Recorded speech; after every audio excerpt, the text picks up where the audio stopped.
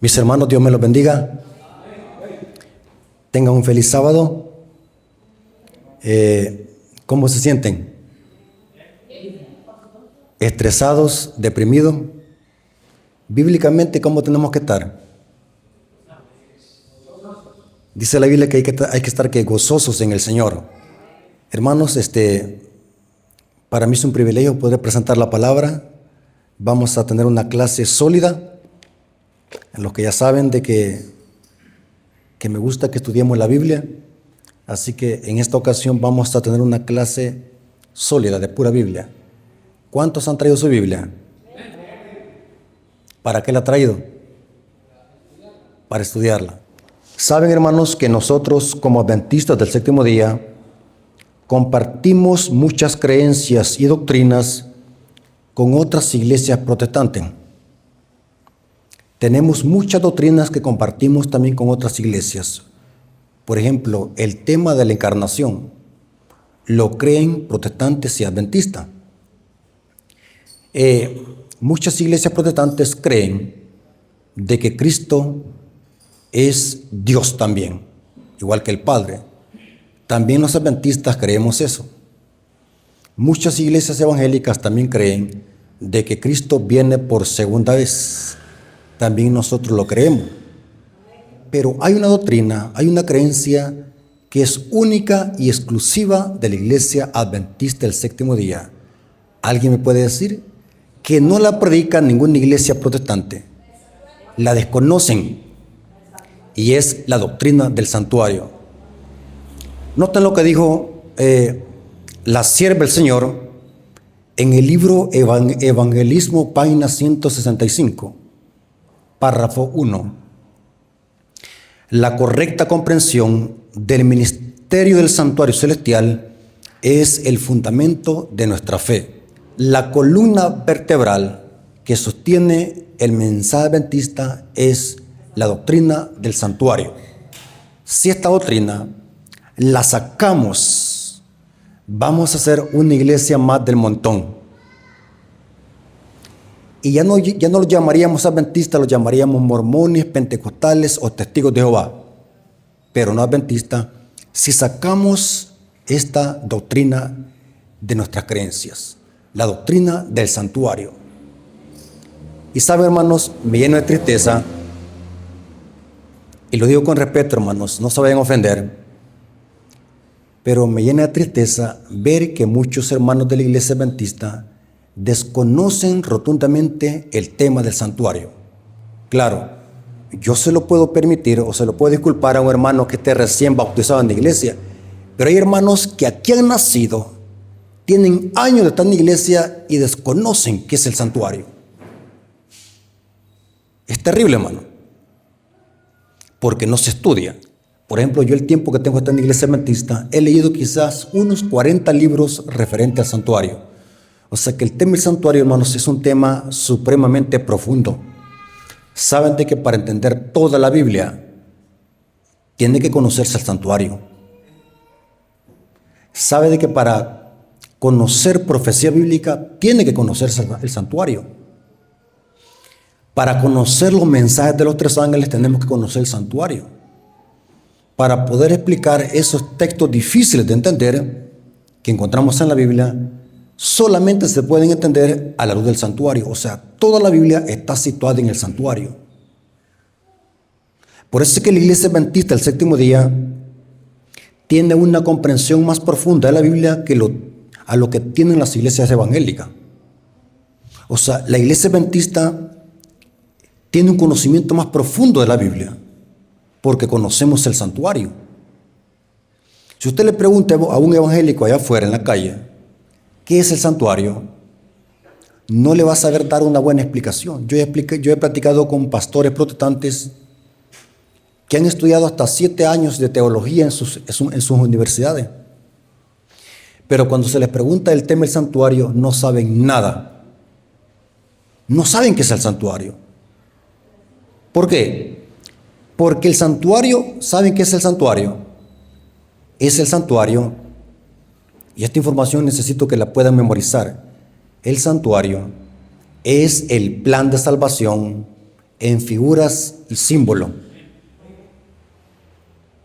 O sea, si queremos comprender el conflicto cósmico, si queremos comprender cómo terminará el mal, solamente se puede entender a la luz del santuario.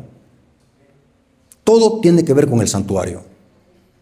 Cualquier tema, siempre que usted vaya a leer un versículo bíblico, piense, ¿y esto qué tiene que ver con el santuario?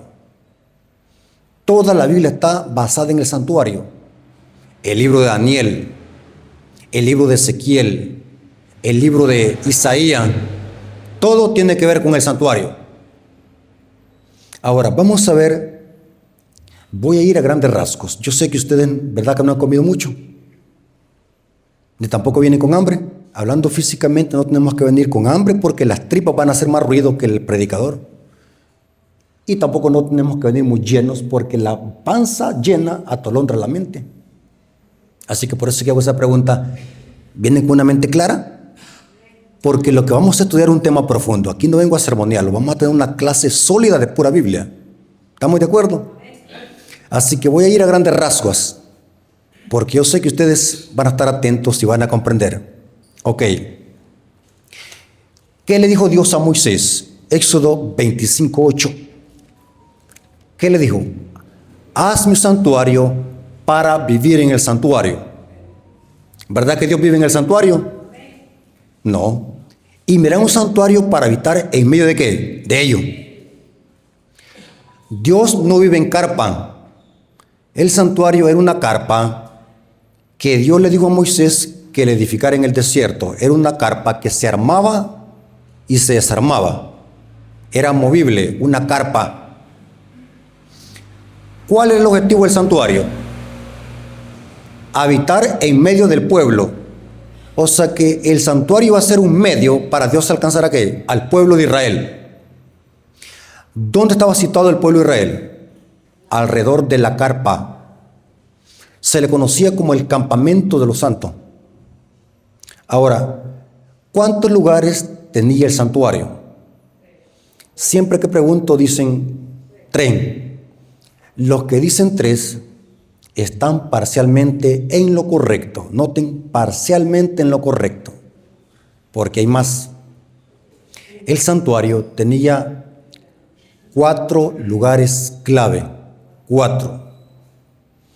El primer lugar clave era el campamento de los santos, donde estaba situado el pueblo de Israel, las 12 tribus de Israel. Se le conocía como el campamento de los santos. El segundo lugar clave era el atrio. El atrio era como una cerca. Era una cerca, el santuario, el edificio propiamente dicho era una cerca. Y el segundo lugar clave, cuando se entraba por la primera puerta, se llegaba al atrio. En el atrio habían 2 utensilios. El altar del sacrificio o del holocausto y una fuente de bronce que se le conocía como el lavacro. Salomón le llamó el mar, pero era una fuente de lavacro donde el sacerdote se lavaba las manos y los pies. Arriba tenía un depósito donde había agua y abajo había un depósito. El de arriba era para lavarse las manos y el de abajo para lavarse los pies antes de entrar al santuario. El sacerdote tenía que entrar limpio al santuario. No tenía que ir sucio. Y aquí podemos aprender una lección para nosotros como iglesia. Dice el Espíritu de Profecía que para venir a adorar a Dios tenemos que venir ¿cómo? Sucio. ¿Verdad que hay que venir sucio? Maloliento, sin bañarse. ¿Cómo tenemos que venir? Dice el Espíritu de Profecía que tenemos que buscar la mejor ropa. Y muchos hermanos con la misma ropa que van a la milpa vienen acá, sin bañarse. Usted le puede dar risa, pero para Dios será bien estricto esto. Se tenían que bañar para acercarse al santuario, a la presencia de Dios. Eso dice la Biblia. El atrio era el segundo lugar clave. El tercer lugar, ¿Cuál era? El lugar santo. En el lugar santo habían 3 utensilios. Estaba la mesa de los panes al norte, el candelabro al sur y el altar del incienso frente al velo que dividía el lugar santo del lugar santísimo. El cuarto lugar clave se le conocía como el lugar santísimo. El lugar santísimo. Allí había un mueble llamado como, era una urna de oro. Esa urna, ¿qué contenía dentro? El arca era eso, esa urna era el arca del pacto. Pero adentro, ¿qué es lo que había? Las tablas de la ley. ¿Qué otra cosa? Habían 3 cosas. El maná y la vara de ¿qué? De Aarón. Saben de que el mensaje adventista que predica la iglesia adventista sale del lugar santísimo, especialmente el arca del pacto. Los mensajes de los 3 ángeles salen del lugar santísimo del santuario. Ahora, pero ese es otro tema. Yo quiero ir a grandes rasgos para que podamos entender de que los 4 lugares claves representan 4 funciones de Cristo en el plan de salvación. Repito, los 4 lugares claves del santuario representan 4 funciones que Cristo hace en el plan de salvación. Por ejemplo, el campamento de los santos, que representa la encarnación de Cristo, su humanidad. Cristo en el campamento es nuestro ejemplo a seguir. El Verbo se hizo carne para tabernacular con nosotros.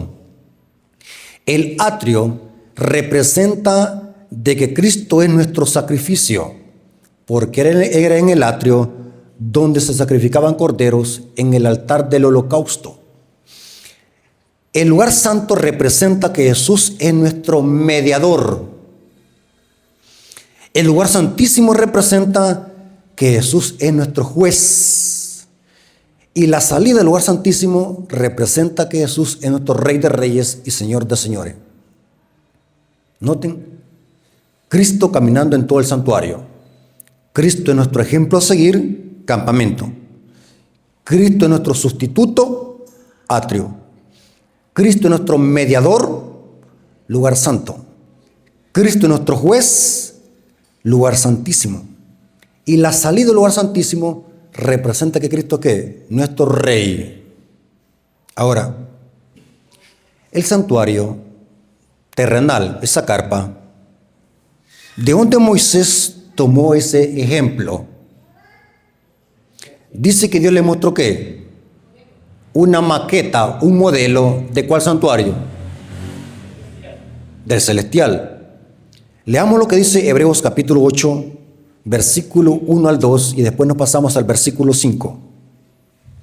Hebreos capítulo 8, versículo 1 y 2, y después nos saltamos al versículo 5. Ahora bien, el punto principal de lo que venimos diciendo es que tenemos tal sumo sacerdote, el cual se sentó a la diestra del trono de la majestad en los cielos, ministro del santuario, y aquel verdadero tabernáculo que levantó el Señor, no el hombre. O sea que en el cielo hay ¿qué? Un santuario. Noten, versículo 5, los cuales sirven a lo que es figura y sombra de las cosas celestiales, como se le advirtió a Moisés cuando iba a erigir el tabernáculo, diciéndole: mira, haz todas las cosas conforme al modelo que se te ha mostrado en el monte. O sea que Dios le mostró a Moisés. ¿Qué le mostró? No fue el santuario que le mostró, no fue el santuario celestial, sino que le mostró un modelo. ¿Qué es un modelo? Es como una maqueta. Esa palabra modelo en el hebreo es tadmit, que se puede traducir modelo, plano o diseño. O sea que Moisés lo que vio en el monte Sinaí fue como una maqueta. ¿Qué es una maqueta? ¿Qué es una maqueta, hermanos? Los que son ingenieros, los que hacen estructura.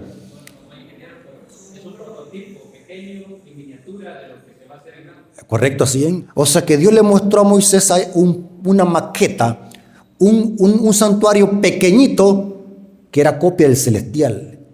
Y Moisés, de acuerdo a ese modelo, iba a hacer el tabernáculo. O sea que Moisés no se le iba a ocurrir algo de la mente a él, sino que Moisés tenía que hacerlo de acuerdo al modelo. Y eso se le repitió en el versículo 9 de Éxodo 25 y se le repitió en el versículo 40. Mira, hazlo conforme al modelo que se te mostró en el monte. O sea que Moisés no iba a inventarse nada. Todo lo iba a hacer de acuerdo a ¿qué? Al modelo. Ahora, esto se pone más interesante. En el santuario habían dos servicios. Un servicio diario y un servicio anual. El servicio diario se le conocía como el continuo o el tamid. ¿Qué era el servicio diario? Era lo que se hacía todos los días en el atrio y en el lugar santo.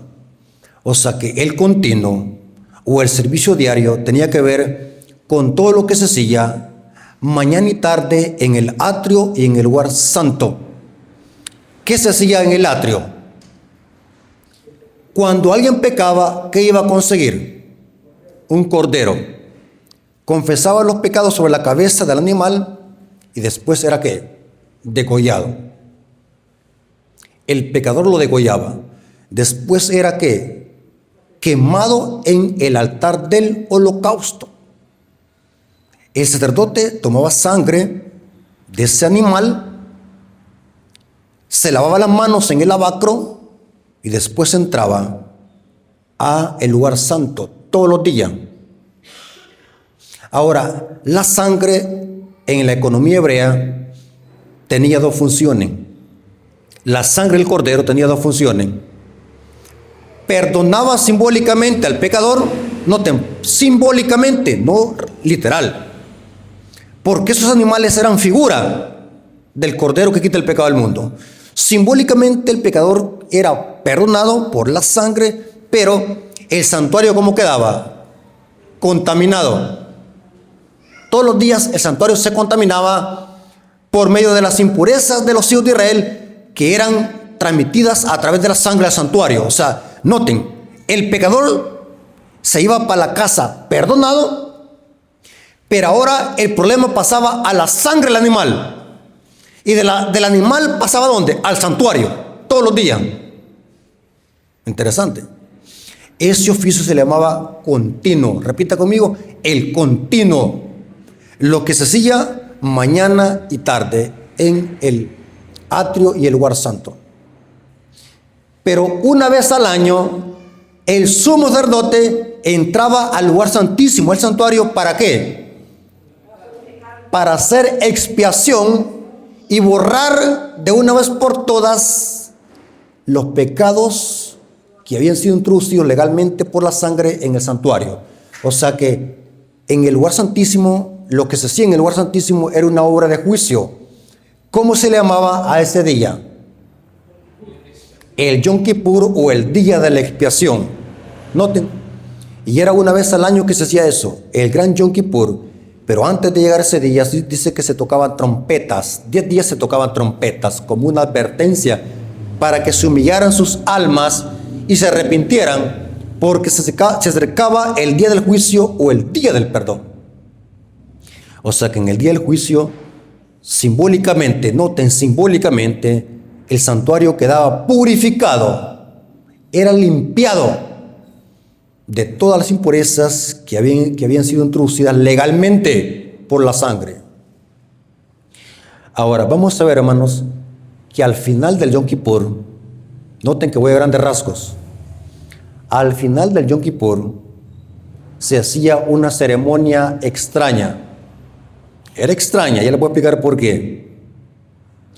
Después de que el sumo sacerdote salía del lugar santísimo y había hecho expiación por medio de la sangre, dice Levítico 16 que se hacía una última ceremonia extraña. ¿Qué hacía el sumo sacerdote? dice que tomaba 2 machos cabríos, uno para Jehová y otro para Azazel.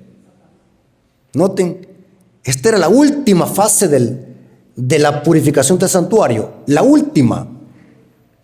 Dice que el macho cabrío para Jehová era sacrificado para hacer expiación por los pecados del pueblo. Pero es interesante que el macho cabrío vivo llamado Azazel, el sumo sacerdote, después de que salía del lugar santísimo, ¿sabe qué es lo que hacía? Ahora el sumo sacerdote es el que pone la mano sobre la cabeza del macho cabrío Azazel. Allá en el atrio era el pecador que ponía las manos sobre el animal. Ahora el sumo sacerdote sale y pone la mano sobre el macho cabrío vivo, llamado Azazel. ¿Qué hacía con ese rito el sacerdote o el sumo sacerdote? Dice que los pecados que habían entrado por la sangre al santuario eran colocados sobre el macho cabrío Azazel.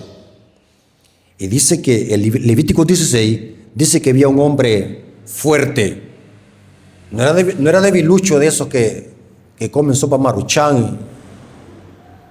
Era un hombre fuerte. Dice que tomaba el macho cabrío Azazel por los cuernos y lo llevaba por la fuerza hasta el desierto. Y dice que en el desierto moría desterrado Azazel. Y así el pecado había sido borrado del santuario en la última ceremonia. Pero noten qué interesante. Los pecados del pueblo que habían entrado legalmente al santuario, los pagaba ¿quién al final? Azazel. Aquí hay un misterio, hermanos. Yo quiero explicarles esto, hermanos. Estos temas son profundos. Según la Biblia, ¿cuál es la paga del pecado? ¿Cuál muerte? Tiene que ser muerte eterna. La paga del pecado es muerte, tiene que ver con la muerte eterna. Mas el regalo de Dios es vida eterna. La paga del pecado es muerte. La pregunta es, ¿quién pagó por nuestros pecados? Cristo. Aquí va la pregunta, ¿por qué Cristo entonces no murió eternamente? Entonces se contradice la Biblia, porque la paga del pecado es muerte. Sí, pero los pecados fueron echados sobre él. Tendría que haber muerto la muerte eterna, según Romanos 6:23. ¿Están usando la lógica? ¿Por qué entonces Cristo no murió eternamente? Si usted me dice, podemos inventarnos cualquier argumento, porque era Dios, claro que Cristo es Dios. Él nunca pecó, claro que nunca pecó. Pero entonces estamos poniendo en contradicción la Biblia.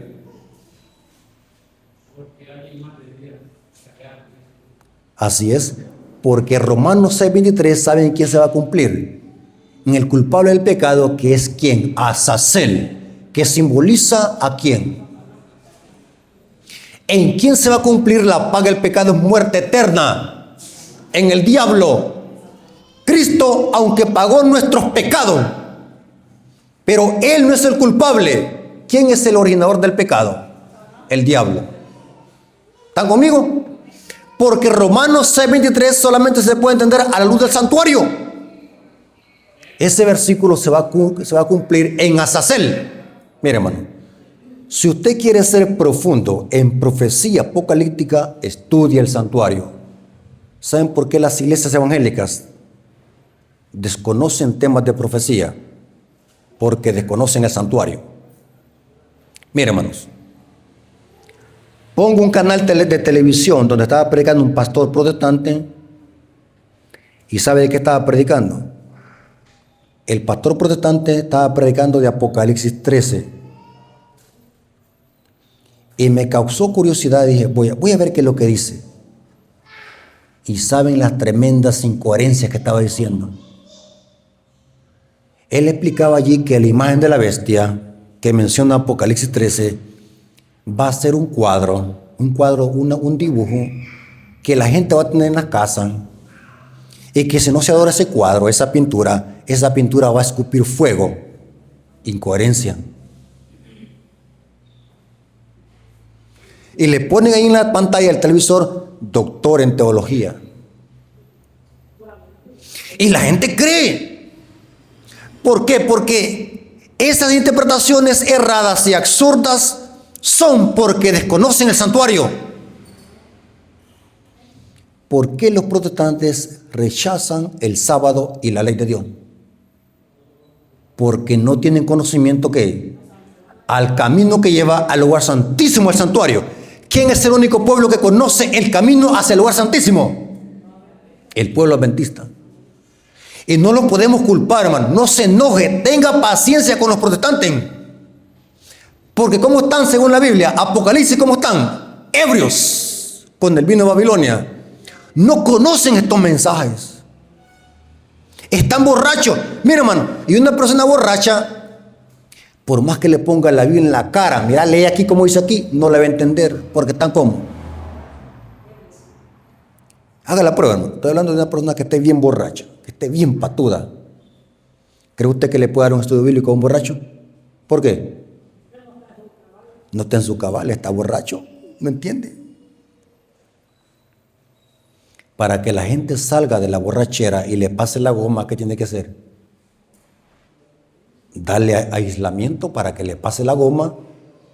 Y cuando se le pase la goma, ¿qué es lo que saben qué es goma? Y cuando se le pase la goma y la cruda, ¿qué es lo que hay que hacer? Darle el vino que no es fermentado. ¿Cuál es? El mensaje de los tres ángeles. ¿Saben qué dice el Espíritu por sí, en testimonio para los ministros? Que el mensaje que desintoxica a los babilonios es los mensajes de los tres ángeles. Eso es lo que saca a la gente de la borrachera. Entonces, dígame usted, hermano, seamos sinceros.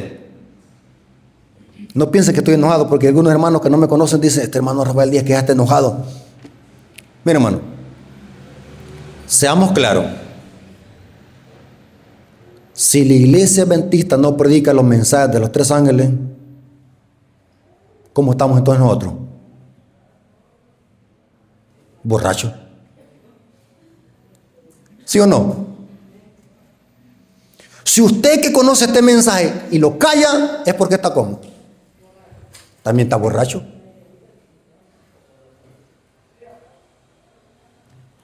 Voy a irme más adentro, me voy a meter en agua caliente. ¿Me meten en agua caliente, hermano? Y usted sabe que meterse en agua caliente lo quema uno, así que voy a arriesgarme a quemarme. Cuando un hermano le dice a la congregación, hermanos, ya viene Navidad, pongamos el pesebre y el árbol de Navidad, ¿qué es lo que está haciendo el hermano? Que aún está ¿qué? Borracho. Y se le dice, no, hermano, mire, hagamos pan de rellenos y hagamos una vigilia para dar la bienvenida al niño Dios. ¿Cuál niño Dios es esta mus? Hagamos una vigilia. ¿Por qué no lo hizo otro día? No que la va a hacer el 24 de diciembre. Porque tanto había que ebrio. Yo explicaba también en un tema allá en mi iglesia, La Esperanza, que una cosa es salir físicamente de Babilonia y otra cosa es que Babilonia salga de adentro de mí. ¿Verdad que son cosas diferentes? ¿Por qué Dios hizo que la mujer de Lot se convirtiera en estatua de sal? Muchos dicen porque miró atrás. No, hermanos, allá hay algo más profundo. ¿Dónde quedaba el corazón de esa mujer? En Sodoma. Salió el cuerpo, pero el corazón ¿dónde quedaba? Una cosa es salir de Babilonia y otra cosa es que Babilonia salga de dentro de mí. Yo puedo ser miembro de la iglesia adventista, tener privilegios en la iglesia adventista, tener mi nombre en los libros de la iglesia adventista, pero si aún practico cosas de Babilonia, aún soy parte de Babilonia. ¿Escucharon, hermano? Yo puedo formar parte de este pueblo verdadero, y lo es, la iglesia adventista es el pueblo verdadero de la profecía. Pero estoy hablando de mí, usted estoy hablando. No estoy hablando de la iglesia. Si usted siendo miembro de la iglesia adventista sigue practicando Semana Santa, el día de la Cena de Pascua, la Navidad, Día de las Madres, Día del Padre, Y usa los púlpitos en sábado para eso. Eso es el gran problema. ¿Qué es lo que está haciendo ahí? Puro vino de Babilonia. Dígame usted, hermano, ¿qué tiene que ver? Seamos sinceros. Yo quiero que cuando yo estoy predicando abran su mente y quiten todo prejuicio. Dígame usted, ¿qué tiene que ver el Día de las Madres con el mensaje del tercer ángel? Dígame, por favor. Yo acepto que me corrija. Dígame usted, ¿qué tiene que ver el Día de la Coneja de Pascua con el mensaje de los tres ángeles? No quiero que vean esto como fanatismo y extremismo. Quite su mente todo ese prejuicio. Les estoy haciendo una pregunta sincera. ¿Qué tiene que ver todo ese tipo de tradiciones con nuestro mensaje? ¿Qué tiene que ver? Y fíjense que somos tan simples, discúlpeme, hermano, somos tan simples que todo le copiamos a las iglesias evangélicas, pero los protestantes nada les copian a nosotros. Mire cómo somos de simples. Nos gusta la música rock de ellos, pero vayan a ver si les gustan los ordinarios, son aburridos, dicen los evangélicos. Nosotros sí le copiamos todo lo de ellos, la música. En los sermones predicamos igual como los protestantes, sermones de superación, de amor y paz, de cariño. ¿Se dan cuenta?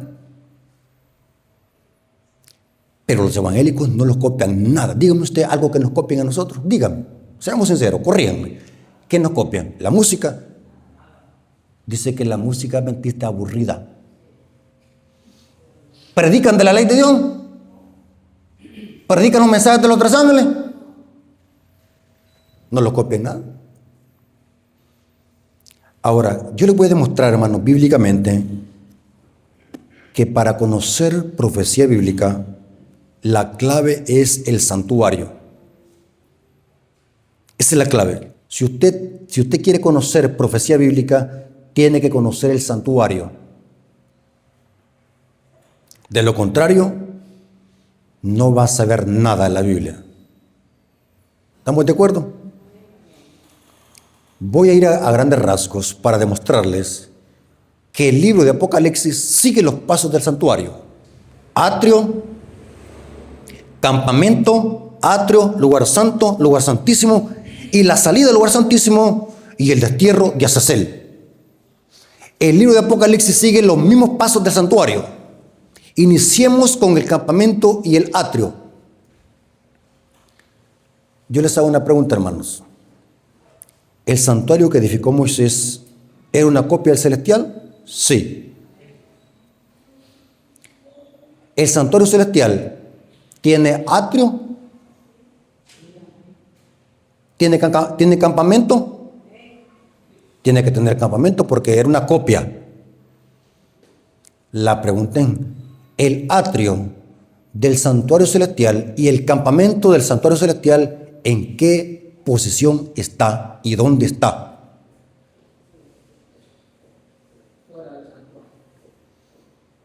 Pero es parte del santuario. ¿Dónde lo encontramos? ¿Arriba o abajo? Pregunto, ¿dónde está el campamento? ¿Dónde está el pueblo? ¿Arriba o abajo? Abajo. ¿Dónde murió el cordero? ¿Arriba o abajo? O sea que el atrio y el campamento del santuario celestial representa el planeta Tierra, donde vino a morir el cordero y donde está el campamento que representa el pueblo. O sea que el atrio y el campamento no está arriba, sino que está abajo. Allá solamente hay dos lugares, el santo y el lugar santísimo. Los otros dos están acá abajo. ¿Están conmigo? Porque era en el atrio donde estaba el altar del sacrificio, donde morían los corderos. Representa el planeta Tierra. El verbo se hizo carne, o sea, para tabernacular y habitar entre nosotros. Ahora, vamos a ver de que el libro de Apocalipsis sigue los pasos del santuario. Quiero que anoten esta información, hermano. Vamos a ir a grandes rasgos. Quiero ir punto por punto para aterrizar con el destierro de Azazel. El libro de Apocalipsis sigue los mismos pasos del santuario. Apocalipsis 1, versículo 5. Noten cómo dice. Vamos a ver de que aquí se divisa el campamento y el atrio. Dice Apocalipsis 1, 5. y de Jesucristo el testigo fiel, el primogénito, el protócocos de los muertos. Noten, Cristo es el primogénito de los muertos. ¿Con qué utensilio tiene que ver eso? ¿Dónde morían los corderos? En el altar. ¿Y dónde estaba el altar? En el atrio. ¿Están conmigo? Noten. Y de Jesucristo, el testigo fiel, el primogénito de los muertos y el soberano de los reyes de la tierra, el que nos amó y nos lavó. ¿Qué dice? Nos amó y nos lavó. Esa palabra lavar, ¿con qué utensilio tiene que ver? Con el lavacro. Ya vi que están en la jugada, En el atrio habían dos utensilios: el altar del sacrificio y el lavacro. En el altar se sacrificaban corderos, y en el lavacro los sacerdotes se lavaban las manos y los pies. Ahora, les voy a dar una información que vale oro. Escuchen, hermano. ¿Por qué Cristo se bautizó? El lavacro representa el bautismo de Jesús. ¿Por qué Cristo se bautizó? Lo primero que me dicen los hermanos que son superficiales en estos temas, dicen para darnos nuestro ejemplo, para darnos el ejemplo. Eso, la respuesta podemos aceptarla, pero no es esa la respuesta. Esto tiene que ver con el santuario. ¿Por qué Cristo se bautizó? Porque tanto el altar del sacrificio como el lavacro son una profecía que se cumple con Cristo. ¿Qué representa el bautismo? ¿Qué representa el bautismo según Pablo en Romanos capítulo 6, versículo 4 al 5? Muerte, sepultura y resurrección. O sea, cuando Cristo se bautizó, estaba dando una profecía. ¿Y qué estaba diciéndole a los fariseos y a todos los que estaban allí observando ese bautismo? Que él iba a morir, iba a ser sepultado e iba a resucitar, porque eso simboliza el bautismo. El lavacro. Y donde Cristo iba a morir, iba a ser sepultado e iba a resucitar en la tierra, que representa el atrio. Noten, lastimosamente los maestros de la ley, que supuestamente conocían el santuario, estaban tan ciegos que no podían discernir que ese que estaba siendo bautizado era el Cordero que quita el pecado del mundo. No podían discernir que el bautismo de Cristo, los maestros de la ley tenían que verse transportados al lavacro, pero estaban tan ciegos, no podían discernir. Y Juan tuvo que gritarlo: este es el Cordero. ¿A dónde tenía que transportarse la mente de los fariseos? Al santuario, a Isaías 53, pero no podían entender nada porque estaban ciegos. Terrible, hermano. En Apocalipsis 1:5 encontramos el altar del sacrificio y el lavacro, donde Cristo murió y nos lavó. Ahora, después del atrio, ¿cuál lugar sigue? El lugar santo. Saben de que las fiestas solemnes o los Res Kodesh que Israel celebraba iban asociados con el santuario. Las fiestas que Israel celebraba en el desierto. La Pascua tiene que ver con el atrio. La Pascua y la fiesta de los panes sin levadura tiene que ver con el atrio. ¿Qué fiesta seguía después de la Pascua y de los panes sin levadura? La fiesta de las semanas, o más conocida como el Pentecostés. Después de la Pascua se contaban 50 días, por eso es que la palabra penta significa 50, Pentecostés. ¿Qué se hacía en el Pentecostés? Se ofrecían los primeros granos de trigo. Ahora, aquí hay algo interesante. ¿Qué pasó en el día del Pentecostés? Noten que voy a grandes rasgos. ¿Qué pasó en el día del Pentecostés? Fíjense que yo he escuchado buenos sermones del Pentecostés, pero solamente sermones horizontales con lo que pasó aquí en la tierra para el día del Pentecostés. Que los discípulos hablaron en lenguas, hubieron muchos milagros, se bautizaron como 3,000 personas hasta allí. Pero saben, hermanos, que el día del Pentecostés es una fiesta profética. Anunciaba algo que estaba pasando en el cielo. Según la Biblia, el estruendo recio, ¿de dónde vino? Del cielo. Fue un gran estruendo, parecía una bomba. Un gran estruendo recio que venía del cielo. Pregunto, ¿qué estaba pasando en el cielo para el día del Pentecostés? ¿Sabe qué es lo que dice el Espíritu de Profecía en el libro Historia de la Redención? Dice que Cristo en el cielo estaba siendo investido por el Padre con la ropa de sumo sacerdote antes de iniciar a ministrar en el santuario celestial. Y el aceite de la unción fue tan grande de que acá en la tierra cayeron gotas. O sea, lo más importante es lo que estaba pasando en el cielo. Era un anuncio. Se hizo un anuncio de que en el cielo estaba pasando una ceremonia, de que Cristo estaba siendo investido como sumo sacerdote. Pregunto, según el libro de Hebreos, ¿cómo Cristo está vestido? Como sumo sacerdote. ¿Cuándo pasó esa investidura? Para el día del Pentecostés. ¿Saben de que Cristo, después de que resucitó, ustedes conocen la historia, Cristo se le aparece a María Magdalena y le dice, no me toques? María Magdalena quería abrazar a Cristo.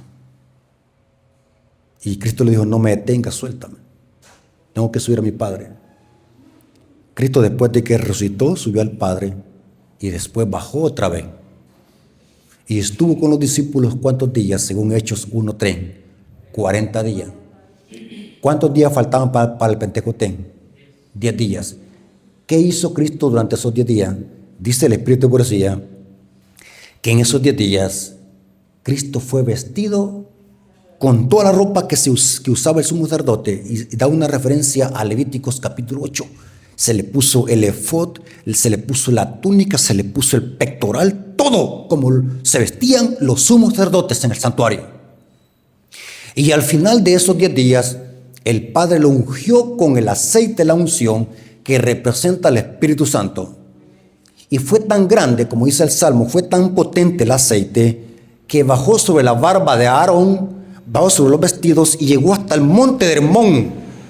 Hay un salmo que dice así: porque el aceite que fue derramado sobre Cristo ahí en el cielo fue tan potente que acá abajo cayeron gotas en el monte de Hermón, donde estaba el pueblo de Dios. Los evangélicos no saben de eso, que lo más importante en el Pentecostés era lo que estaba pasando arriba. Y ahora Juan en Apocalipsis ve a Cristo, ¿dónde lo ve? Apocalipsis 1, versículos 12 al 13. Lo ve con la ropa que usaba el sumo sacerdote en el santuario. Apocalipsis capítulo 1, versículo 12 al 13. Me volví para ver la voz del que hablaba conmigo, y vuelta vi 7 candeleros de oro. Pregunto, ¿dónde estaban los candeleros de oro? En el lugar santo. Pero ¿en qué extremo? Al sur.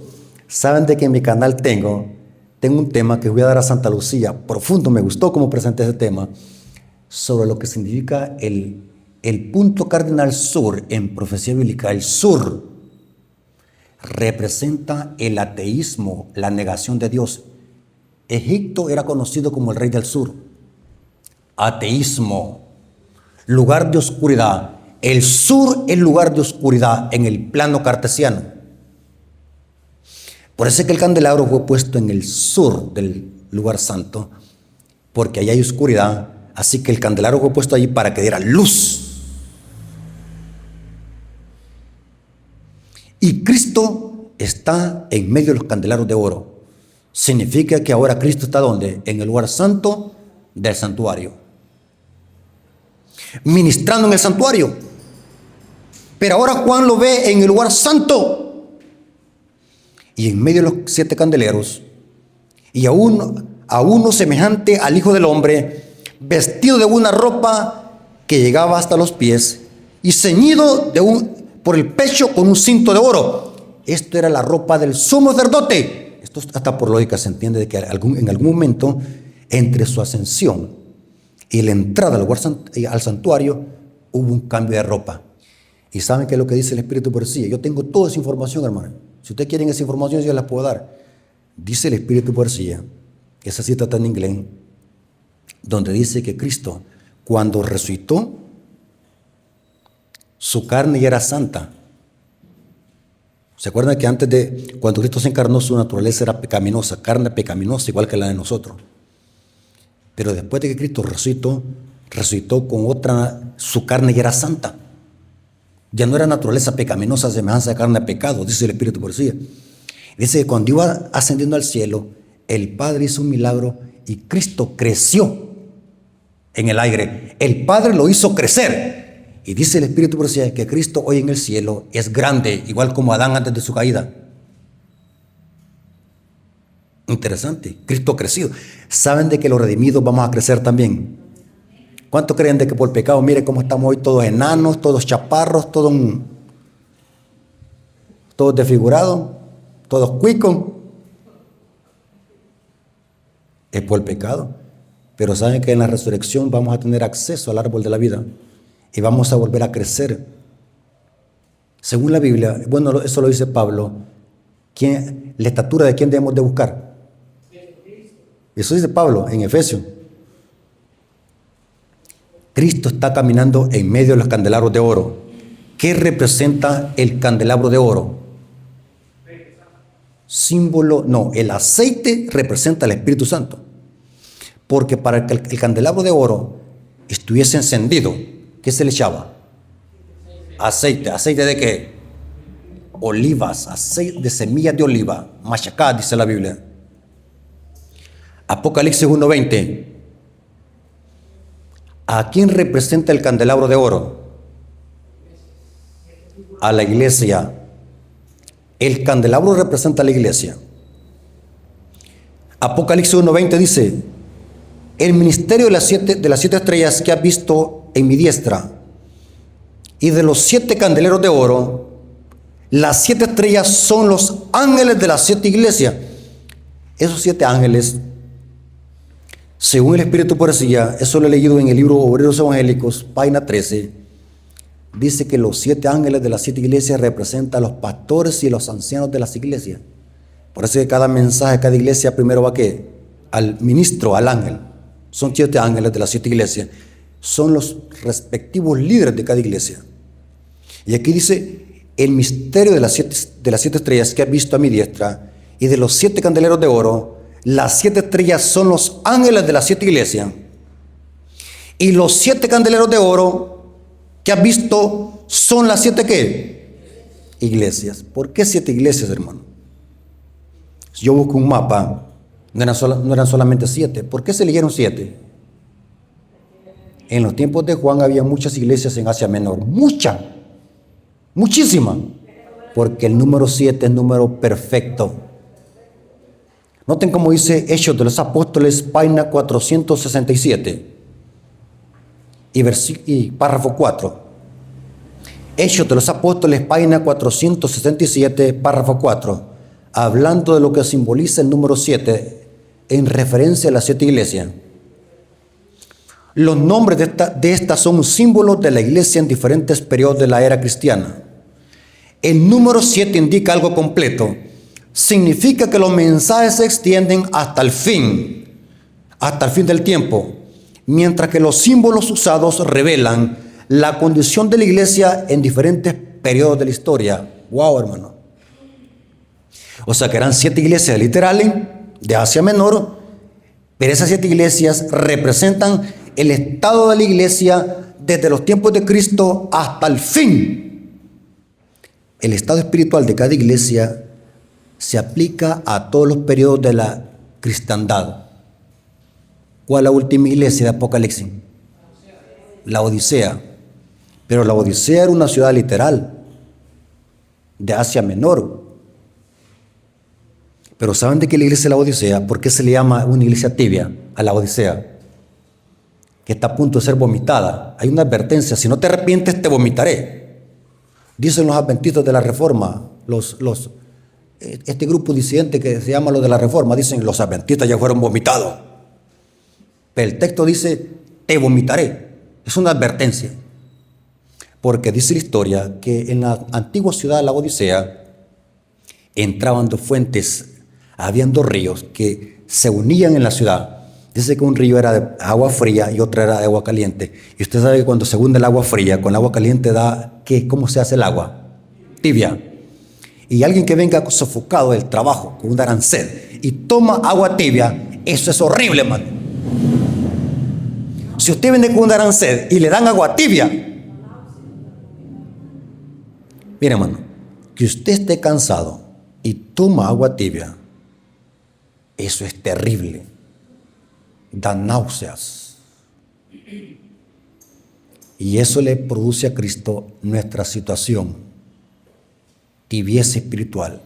Sabe que dice el Espíritu de Profecía que Dios prefiere que seamos mejor mundanos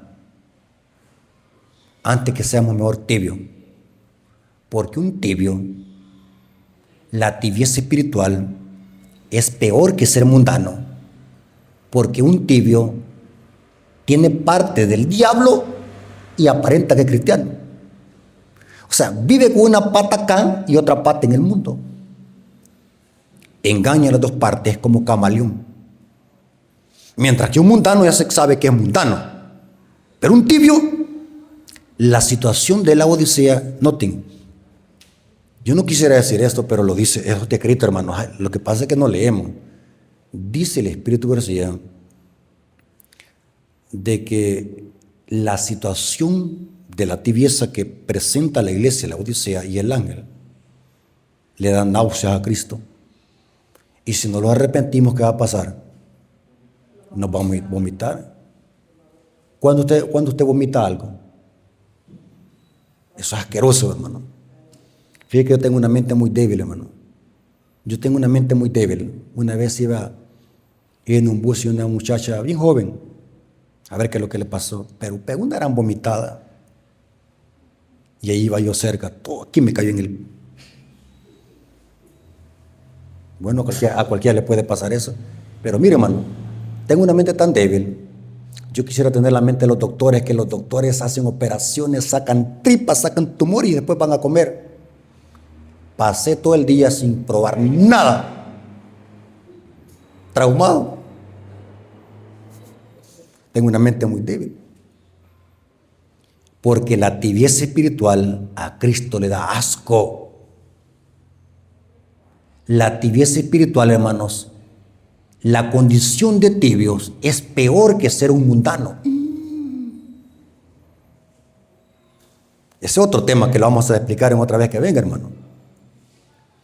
Pero noten que aquí Cristo está caminando en medio de los candelabros de oro. ¿Qué representa? Que Cristo está cuidando y velando para que su iglesia no le falte ¿qué? Luz y aceite. Él vela. Cristo en el cielo no está durmiendo, está trabajando, ministrando en el santuario celestial. ¿Cuál era la función de los sacerdotes en el santuario? Una de ellas, ¿cuál era? Velar para que el candelabro no le faltara ¿qué? Aceite. El sacerdote estaba velando para que la mecha, ¿saben qué es mecha? Lo que se le conoce como pábilo, no se fuera a desfigurar. Tenía que estarle cortando para que esa luz fuera preciosa en el santuario. El único utensilio que daba luz en el santuario era el candelabro.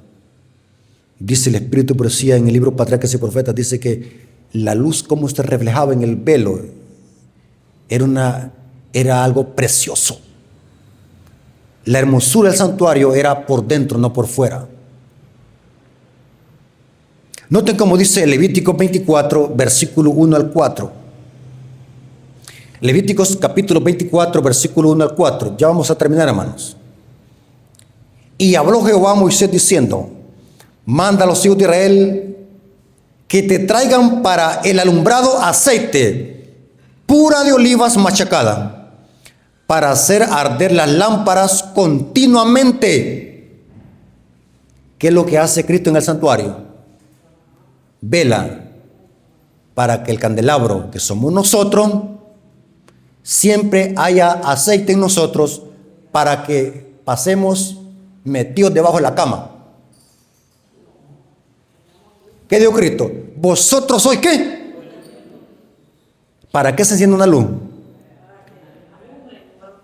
Para que alumbre. ¿Qué pasa cuando un hermano tiene mal testimonio? Dice la ley que tenemos que alumbrar, porque el objetivo del candelabro es alumbrar. ¿Qué pasa cuando un hermano tiene mal testimonio? En lugar de ser luz, ¿qué significa? ¿Que se le apagó qué? La mecha. ¿Para qué hemos sido llamados? Para hacer luz. Ahora, vamos a ver algo interesante. Que en el libro de Apocalipsis encontramos 7 iglesias, 7 sellos y 7 trompetas. Saben de que las 7 iglesias tienen que ver con el candelabro de oro, los 7 sellos con la mesa de los panes y las 7 trompetas con el altar del incienso. O sea, para entender las 7 iglesias, los 7 sellos y las 7 trompetas, tenemos que conocer que los utensilios que hay en el lugar santo del santuario se le conoce por los teólogos como el triángulo de la santificación. Para que un hermano esté constantemente activo en la fe, ¿qué tiene que ser? Para que un hermano nunca se deprima en la fe, para que un hermano nunca se deserte, ¿qué tiene que hacer? Hacer o practicar los 3 utensilios que hay en el lugar santo. El pan representa la palabra de Dios. La mesa de los panes representa la palabra de Dios. El altar del incienso representa la oración. El candelabro representa la testificación. O sea, si queremos ser cristianos genuinos, ¿qué tenemos que hacer? Orar, comer la palabra y testificar. Pregunto, ¿qué pasa cuando una iglesia nunca crece? ¿Es porque no está haciendo qué? La obra misionera. Ahí está. Lastimosamente, hermanos, como iglesia no hacemos nada de eso. ¿Cuántos de los que están aquí en la iglesia adventista de Apatepec que salen a hacer obra misionera? ¿Cuántos estudios hay aquí? ¿Cuántos estudios tiene? Testificación. Ahora, ¿saben de qué la Biblia habla también de la mesa de los panes? Se infiere. Apocalipsis 4:5. Apocalipsis 4:5 dice: y del trono salían relámpagos, truenos y voces, y delante del trono ardían 7 lámparas de fuego, las cuales son los 7 espíritus de Dios. ¿Qué es lo que había al norte o delante del candelabro? Era la mesa de los panes. Se infiere acá de que lo que estaba delante del candelabro de oro era la mesa de los panes. Ahora, ¿qué hay del altar del incienso? El altar del incienso lo encontramos en la serie de las 7 trompetas. Apocalipsis 8, versículo 3 al 4. Apocalipsis capítulo 8, versículo 3 al 4. El altar del incienso representa la oración. Otro ángel vino entonces y se paró ante el altar. Este no es el altar del sacrificio. Este es el altar ¿de qué? Del incienso. ¿Dónde estaba el altar del incienso? En el lugar santo, frente al velo que dividía el lugar santo y el lugar santísimo. Y aquí dice, y se le dio mucho incienso para añadirlo a las oraciones de todos los santos sobre el altar de oro que estaba delante del trono. Y de la mano del ángel subió a la presencia de Dios el humo del incienso con las oraciones de los santos. Noten, Cristo en el cielo está ministrando. ¿Cómo tiene que estar la iglesia acá? Si Cristo está ministrando en el lugar santo, en medio de los candelabros, cuidando para que haya pan fresco. Dice la Biblia que el pan se cambiaba todos los sábados, había pan caliente. Y el altar del incienso se les echaba incienso para que siempre subiese humo, ese olor grato. ¿Saben cómo tenemos que estar nosotros? Mira, hermano, si nosotros comprendiéramos el santuario perfectamente, nos diésemos cuenta cuán mal estamos. Bíblicamente, ¿qué tenemos que estar haciendo nosotros? Si Cristo está ministrando en el santuario, ¿qué tiene que estar haciendo la iglesia afuera del santuario? Lucas capítulo 1, versículo 8 al 10. Lucas capítulo 1, versículo 8 al 10. Zacarías era sacerdote. Y noten que lo que estaba haciendo adentro del santuario y lo que estaba haciendo el pueblo afuera. Y aconteció que ejerciendo Zacarías el sacerdocio delante de Dios según el orden de su clase, conforme a la costumbre del sacerdocio, le tocó en suerte ofrecer incienso. ¿Dónde está Zacarías aquí ministrando? ¿En el lugar qué?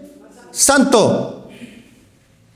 Entrando en el santuario del Señor, y toda la multitud afuera estaba bailando y celebrando el Día de las Madres. ¿Qué estaban haciendo? Y toda la multitud del pueblo estaba ¿qué? Fuera orando a la hora del incienso. Estaban orando. O sea que la hora en paralelo a lo que está haciendo Cristo allá en el cielo, ¿qué tiene que estar haciendo la iglesia acá en la tierra? Lo mismo. Voy pues a preparar moradas para ustedes. ¿Dijo Cristo eso? Voy pues a preparar lugar. En la casa de mi Padre muchas moradas hay. Voy pues a preparar lugar. Pregunto, ¿cómo Cristo prepara el lugar? Según lo que estamos estudiando, con una obra sacerdotal de mediador y de juez. Eso es preparar lugar. ¿Cómo tiene que estar la iglesia acá? Según la Biblia. ¿Preparándonos para qué? Para estar listos para qué? Para ese lugar. Vámonos al lugar santísimo. ¿Saben de que al lugar santísimo se entraba solamente una vez al año? ¿Dónde en Apocalipsis esperamos ver esa transición del paso del lugar santo al lugar santísimo? ¿En qué capítulo? ¿Dónde se encuentra la transición? Donde Cristo pasó del lugar santo al lugar santísimo. Apocalipsis, le voy a dar una pista. Juan come un libro y en la boca es dulce, pero en el vientre ¿qué? Amargo. ¿Qué capítulo es ese? 10. ¿Qué pasó? ¿Qué pasó en ese evento? ¿Qué pasó? ¿Ah? El gran chasco de los mileritas. O sea, Apocalipsis 10 y Apocalipsis 11 presenta el momento de la transición en que Cristo está pasando del lugar santo al lugar santísimo. Apocalipsis 10, el gran chasco de los mileritas. El capítulo 1 de Apocalipsis hasta el capítulo 9 debe entenderse desde el lugar santo. El capítulo 10 y el capítulo 11 es la transición, donde Cristo pasa del lugar santo al lugar santísimo. Y los capítulos, noten, la última mitad del capítulo 11 hasta el capítulo 22 de Apocalipsis debe entenderse desde la perspectiva del lugar santísimo. Noten cómo está organizado el santuario en el libro de Apocalipsis. Ahora, a grande rasgo, ¿dónde estaba el arca del pacto? Noten cómo dice Apocalipsis 11:19. Apocalipsis 11:19. Noten qué es lo que ve Juan allá. Y el templo de Dios fue abierto en el cielo, y el arca de su pacto se veía en el templo, y hubo relámpagos, voces, truenos, un terremoto y grande granizo. Pregunta, hermano, ¿dónde Juan mira a Cristo hoy? En el lugar santísimo, porque era en el lugar santísimo donde estaba el arca del pacto. ¿Qué se hacía en el lugar santísimo? ¿Qué obra? La obra de juicio. Noten cómo dice Daniel capítulo 7, versículo 13 al 14. Vámonos hoy a Daniel. Daniel pudo ver en visión esa transición que menciona Apocalipsis 10. Daniel capítulo 7, versículo 13 al 14. Miraba yo en visión de la noche, y aquí con las nubes del cielo venía uno como un hijo de hombre, que vino hasta el anciano de días, y le hicieron acercarse delante de él, y le fue dado dominio, gloria y reino, para que todos los pueblos, naciones y lenguas le sirvieran. Su dominio es dominio eterno, que nunca pasará, y su reino uno que no será destruido. ¿Cuándo pasó esto? ¿Cuándo es que Cristo llegó hasta el anciano de días para iniciar la obra de juicio? Fue al final de las 2300 tarde y mañana, donde iba a iniciar ¿qué? El Yom Kippur. Pregunto, ¿se acuerdan de que para el Pentecostés Dios anunció lo que estaba pasando arriba? Lo anunció, ¿y cómo lo anunció? ¿Qué cayó sobre los discípulos? Lenguas como qué, como de fuego, un anuncio. ¿Cuánto creen de que Cristo todo lo anuncia? Todo lo anuncia. Todo lo que pasa de arriba lo anuncia aquí en la tierra. ¿De qué manera Cristo anunció el momento exacto donde pasó del lugar santo al lugar santísimo? ¿Cómo lo anunció? Así es, hermano. Estos temas son profundos, hermano. Yo quisiera predicar 15 minutos acá, pero no, hermano, estos temas no se entienden en 15 minutos. No se entienden en 15 minutos. ¿Sabe, hermano?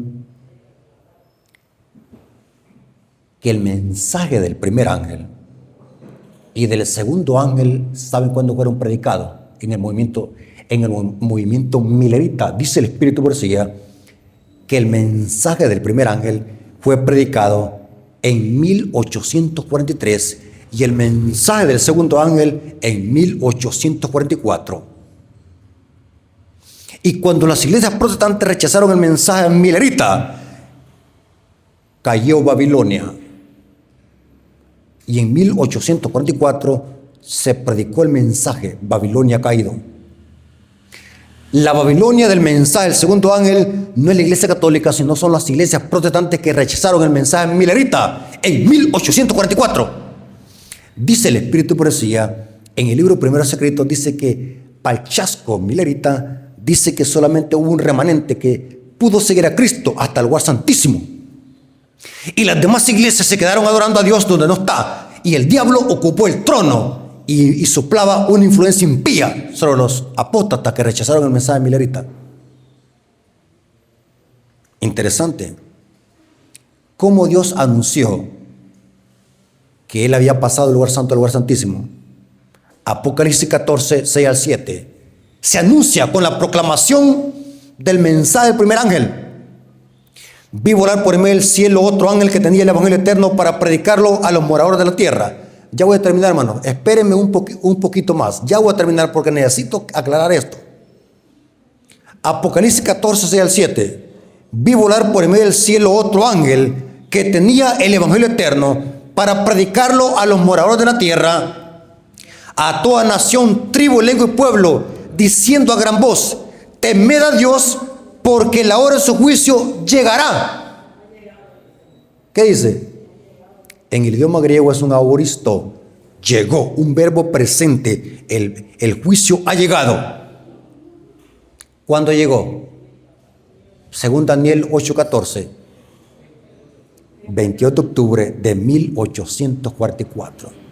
Hermanos, qué precioso mensaje tiene la iglesia adventista, hermanos. Qué precioso. Esto lo conoce Babilonia. Ahora, ¿cuántos creen de que Cristo tarde o temprano saldrá también del lugar santísimo, como salía el sumo sacerdote después de haber hecho expiación?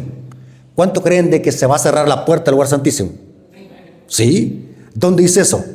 Apocalipsis 15, versículo 5. O sea que el santuario tarde o temprano se va a cerrar. Y esto debe preocuparnos, hermano. Ese día, cuando se cierre, vendrá como ladrón en la noche. ¿Saben qué dice Apocalipsis 16:15? Apocalipsis 16:15 dice: bienaventurado el que vela y guarda sus ropas para que no ande desnudo y vean su vergüenza. Porque venir como ladrón en la noche es el día del cierre de la puerta de la gracia. Vendrá de una manera sorpresiva. Pero noten cómo dice Apocalipsis 15:5. Después de estas cosas miré, y aquí fue abierto el cielo en el templo del tabernáculo del testimonio. Pero quiero que leamos es Apocalipsis 15. Leamos Apocalipsis 15. Es el versículo 8. Y el templo se llenó de humo por la gloria de Dios y por su poder. Y nadie podía entrar al templo hasta que se hubiesen cumplido las 7 plagas de los 7 ángeles. O sea que el templo se va a ¿qué? Se va a cerrar. Significa que Cristo terminó su obra de juicio. Sí. Ahora yo les hago una pregunta. ¿Qué significa la salida del lugar santísimo? Yo expliqué al principio este tema. ¿Que Cristo es nuestro qué? La salida del lugar santísimo representa que Cristo es nuestro Rey. Pregunto, cuando Cristo salga del lugar santísimo, ¿también se va a cambiar de ropa? ¿Quién lo va a cambiar? El Padre. Según Apocalipsis 19, ¿cómo viene vestido Cristo? No viene vestido. Dice que viene como rey con diadema, montado ¿qué? En caballo blanco, con su ejército. Pregunto, si Cristo viene vestido como rey, ¿en algún momento se cambió ropa? Sí. ¿Saben cómo se llama eso? Hermanos, estos temas son profundos. Yo quisiera tener aquí mucho tiempo porque estos temas necesito que como iglesia tenemos que conocerlos perfectamente bien. Mire, este tema es tan importante que vale más que la olla de frijoles que tiene en la casa. ¿Saben que cuando escucho estos temas hasta el hambre me quita? Pero como no todos somos iguales, porque estos temas me emocionan a mí, hasta el hambre se me va. Escuchen lo que les voy a decir, hermano. Esta información vale oro y agárrenla, por favor. ¿Saben cómo le llama el Espíritu de profecía a ese cambio de ropa entre la salida del lugar santísimo y la venida de Cristo? ¿Saben cómo se le llama a ese cambio de ropa? La boda del Cordero. La boda del Cordero representa el acto de ser Cristo investido con la dignidad de rey, dice el conflicto de los siglos. ¿Y la novia quién es? La santa ciudad. ¿Y los invitados? Nosotros. Yo pensé que me iban a decir la esposa de Cristo a la iglesia. Somos los invitados en profecía bíblica. Ahora, para terminar, 5 minutitos, denme 5 minutos, por favor. Cuando se cierre la puerta de la gracia y Cristo salga del lugar santísimo, nadie podrá entrar al santuario ya. Nadie podrá meter pecado. Saben de que hay una doctrina que tenemos que huir. Yo no sé si aquí en este púlpito se ha predicado alguna vez. Mire, hermano, se lo digo con respeto. Yo he escuchado aún hasta teólogos preparados que dicen esta blasfemia, que vamos a estar pecando hasta que Cristo venga. Doctrina diabólica. Pregunto, ¿cómo vamos a estar pecando hasta que Cristo venga si el santuario se habrá cerrado? ¿Dónde vamos a meter el pecado? ¿Cuándo el pueblo tendrá que haber dejado de pecar? ¿Antes de qué? El cierre la puerta de la gracia. Tengamos cuidado con esa doctrina evangélica. ¿Cuántos han escuchado? Hermano, ¿podemos vencer el pecado? No, hermano, nosotros no podemos vencer el pecado porque somos pecadores por naturaleza. Vamos a pecar hasta que Cristo venga. Escuchen, hermano. Cuando Cristo salga del lugar santísimo, se van a pronunciar las siguientes palabras. Apocalipsis 22, versículo 11 al 12. El que es injusto, sea injusto todavía. El que es inmundo, sea inmundo todavía. El que es justo, practique la justicia todavía. Y el que es santo, santifíquese todavía. He aquí yo vengo pronto y mi galardón conmigo para recompensar a cada uno según su obra. Si Cristo en su segunda venida viene a pagar a cada quien según su obra, ¿dónde se decidió eso? En el juicio. Ahora, para terminar, ¿se acuerdan que en el santuario se hacía una última ceremonia? ¿Cuál era? ¿El destierro de quién? ¿A quién simboliza Azazel? Al diablo. El macho cabrío, Azazel, ¿a quién simboliza? El que no era muerto, era llevado vivo al desierto. Macho cabrío, Azazel. ¿Saben qué significa la palabra Azazel? Significa chivo emisario o chivo expiatorio. Chivo. Ahora, escuchen. El diablo no es bobo. ¿Saben cómo se representa? Bueno, yo fui rockero y de los meros rockeros. Por eso que cuando alguien está hablando de música me da risa. No, hermano, me dice, no sea extremista, deje que los jóvenes oigan rock. No sea anticuado. Solo cambiémosle la letra, la música, digamos rock. El rock es música demoníaca. ¿Saben cómo representan los rockeros a Satanás? Con una cabra. El macho cabrío Baphomet. ¿Saben cómo se representa también? Lo representan los rockeros y los masones y los Illuminati. El macho cabrío Azazel, los masones, la cabra. ¿Saben de que los famosos, cuando usted ve a un famoso, ya sea a un futbolista famoso o a un cantante que aparezca con una cabra, ellos son masones porque el macho cabrío representa a Satanás, el macho cabrío en Baphomet. La estrella de 5 puntas, el pentagrama, el mismo pentagrama que ponen en el árbol de Navidad, la estrella de 5 puntas es la cara de una cabra. El Baphomet. Porque de tiempos antiguos al diablo se ha representado por macho cabrío, por una cabra. Terrible, hermanos. ¿A quién representa Azazel? Al diablo. ¿Saben qué dice la historia? De que había un hombre especial que tomaba el macho cabrío con fuerza y lo llevaba al desierto. Ese hombre representa a Cristo. ¿Cuándo es que Azazel va a ser desterrado en el desierto? Cuando Cristo venga por segunda vez. ¿Lo va a encerrar a dónde? En el gran abismo durante 1000 años. El destierro de Azazel representa la tierra desolada. El diablo va a habitar en esta tierra durante 1000 años. Interesante.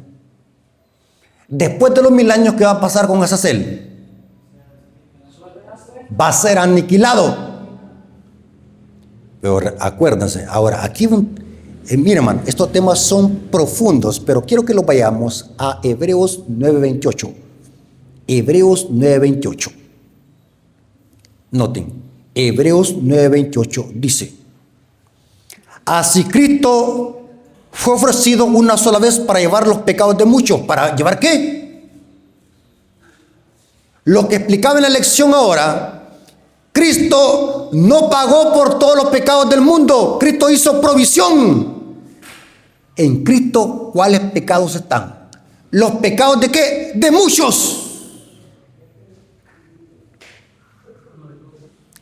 Hebreos 9:28 estoy leyendo. Así también Cristo fue ofrecido una sola vez para llevar los pecados de muchos y aparecerá. O sea, bíblicamente, ¿quién porta nuestros pecados? Cristo. ¿Saben de que los pecados están en dos lugares? En los libros del cielo y en Cristo.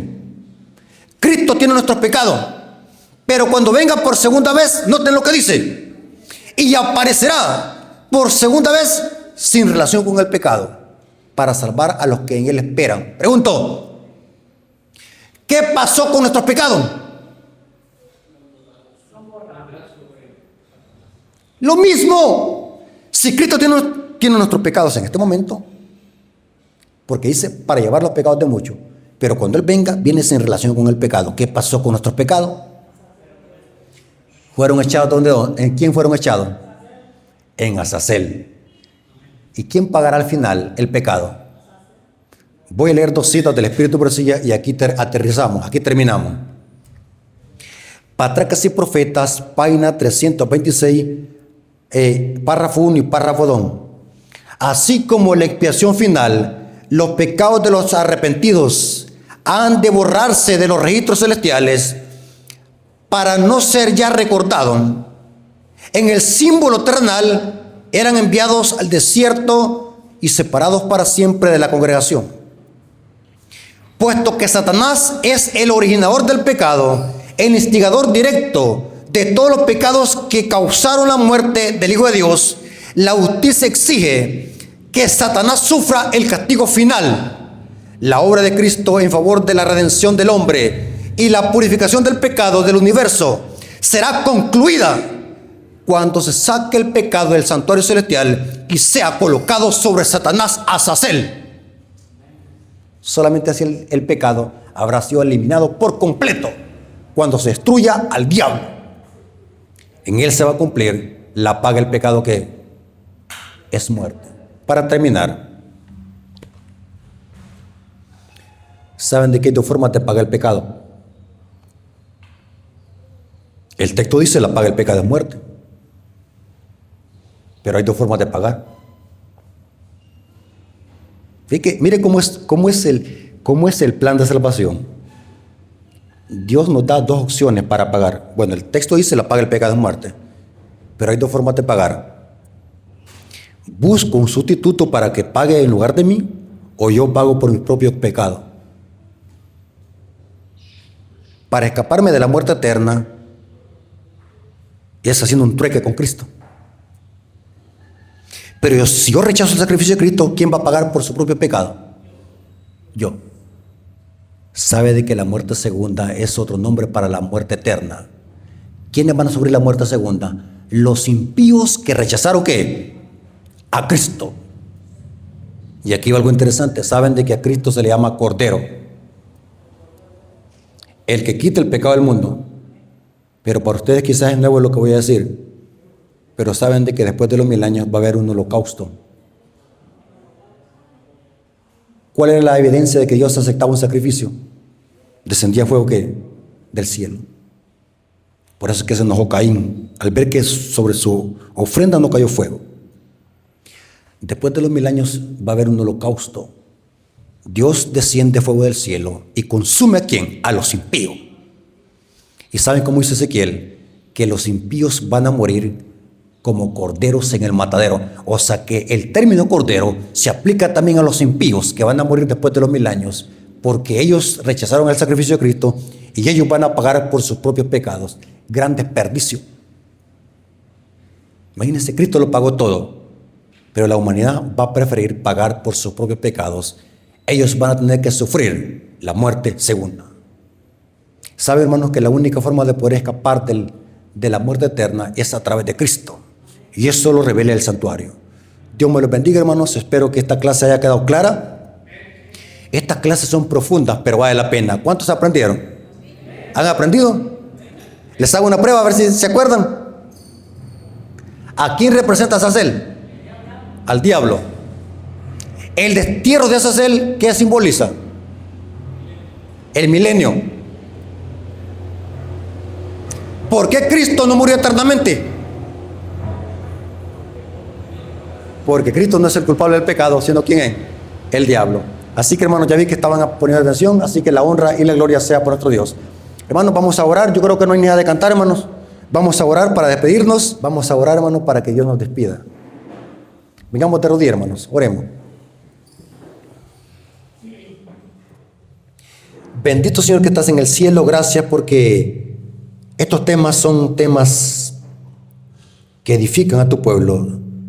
Son temas de que el mundo los desconoce. Gracias por estos temas de que nos acrecientan la fe, nos aumentan esa fe que como pueblo adventista nos identificamos en esta tierra.